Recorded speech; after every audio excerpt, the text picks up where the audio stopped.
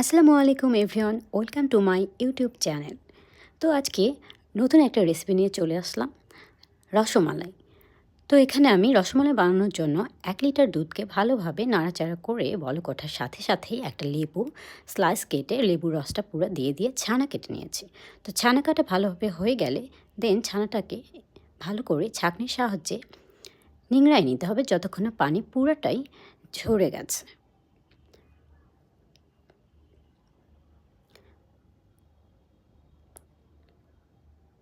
তো এ পর্যায়ে পানিটা ভালোভাবে নিংড়ানো হয়ে গেলে এখানে হাফ চা চামচের মতো বেকিং পাউডার দিয়ে ভালোভাবে ছানাটাকে মুথে নিতে হবে।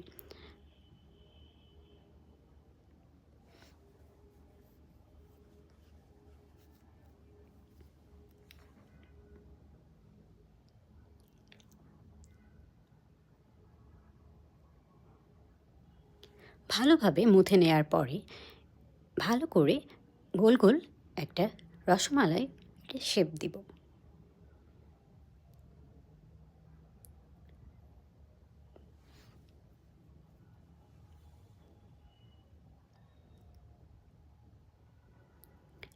এভাবে গোল গোল করে শেপ দেওয়া হয়ে গেলে রেডি হয়ে গেল আমার ফার্স্ট প্রসেস। তো সেকেন্ড ধাপে চিনি শিরা ভালোভাবে জাল করে তার ভিতরে রসমালাইগুলোকে ঢেলে দিব। দেন ভালোভাবে যখন সব উপরের দিকে চলে আসবে, ভেসে ভেসে যখন উঠে যাবে, তখনই এগুলোকে রেডি হয়ে গেল রসমালাই বানানোর জন্য।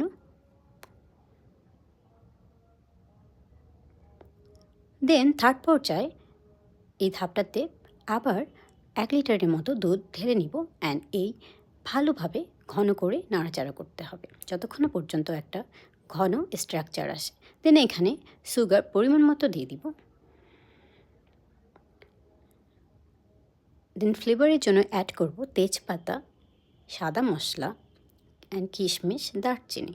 আপনাদের যে টেস্ট বার সেই অনুযায়ী মশলা ইউজ করতে পারেন।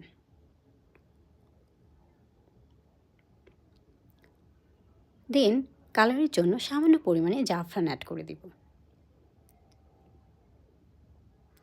জাফরানটা দিলে কালারটা একটু ইয়েলিশ হয়ে যাবে। দেন ভালোভাবে দুধটা বলক ওঠা হইলে মিষ্টিগুলোকে আমি আবার ছেড়ে দিব। এই পর্যায়ে ঘন হয়ে আসলে দেন আমি অ্যাড করে দিব মিষ্টিগুলো।